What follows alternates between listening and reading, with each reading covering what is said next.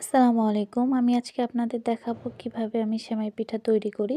তো প্রথমে সেমাই পিঠা তৈরি করতে রুটির ডোটা যেভাবে তৈরি করি আমরা সেভাবে রুটির ডোটা তৈরি করার পর এভাবে কেটে নেব। কেটে নেওয়ার পরে আ এরকম হবে যে একটার সাথে একটা যেন লেগে না যায়, ঝরঝরে দেখতে হবে। এরপর একটি পাতিলে পরিমাণ মতো দুধ দিয়ে ২টি এলাচ দিয়ে আমি দুধটি উতাল দিয়ে নিয়েছি।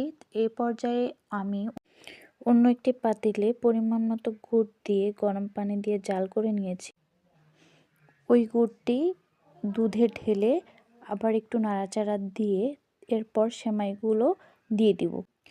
গুড়টি এভাবে দেওয়ার কারণ হলো মানে গুড় ডিরেক্টলি যদি আমি দুধে দিয়ে দিই তাহলে দুধটি ফেটে যেতে পারে। সেক্ষেত্রে পিঠেগুলো খেতে ভালো লাগবে না আর দেখতেও ভালো লাগবে না।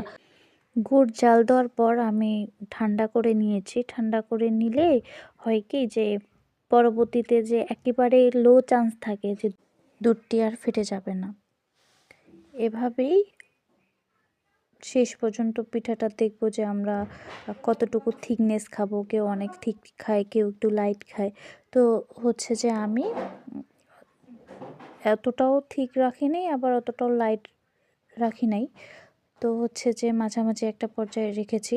দেখেছি যে পিঠেগুলো যতক্ষণ সিদ্ধ হয়েছে একটা মিষ্টির পরিমাণটা দেখেছি যে কতটুকু মিষ্টি লাগলে পরে আমি আর গুড় দেইনি। গুড় দিলেও হয়ে যেত। তো সেক্ষেত্রে আমি চিনি দিয়েছি।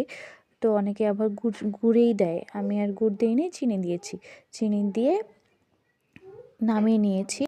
আর একটা জিনিস আমি ভুলেই গিয়েছিলাম যে আমি যখন পিঠেগুলো দিয়ে দিই তার পরে হচ্ছে নারকেল কুচি দিয়ে দিয়েছিলাম। নারকেল কুচি দিলে পিঠের স্বাদটা আরেকটু বাড়ে।